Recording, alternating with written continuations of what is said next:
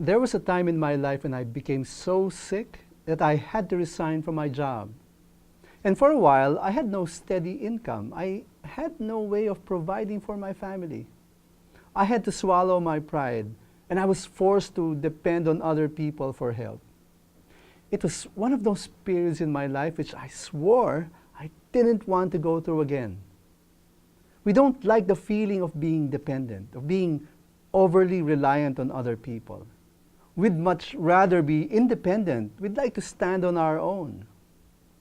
We may have experienced being down and out and having to beg for help from other people. We felt like mendicants. Parang namamalimos.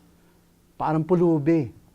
And we don't like the feeling of being under the mercy of someone.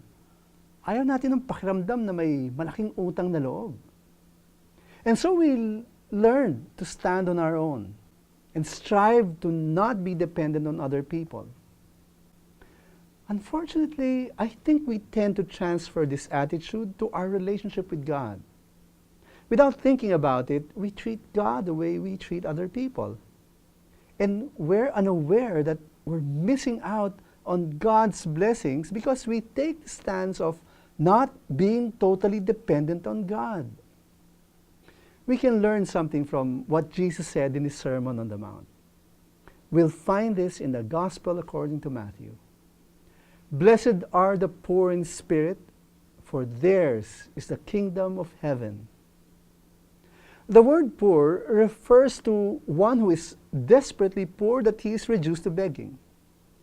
This person may have lost every means of fending for himself, that he has become dependent on another to survive.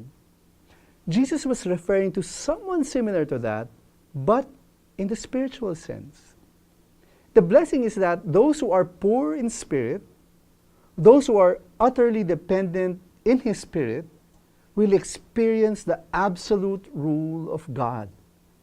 One becomes under God's power and authority.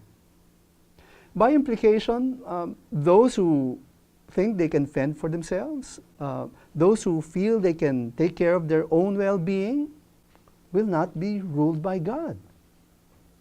We need to look at ourselves the way God sees us. When we stand before God, we really cannot stand on our own. We cannot survive without God.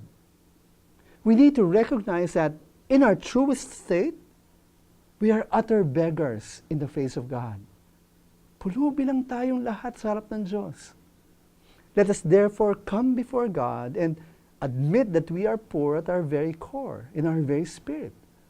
Let us beg for God's mercy every single day of our lives. And God promises to be the absolute ruler of your life. He will take charge as King in your life.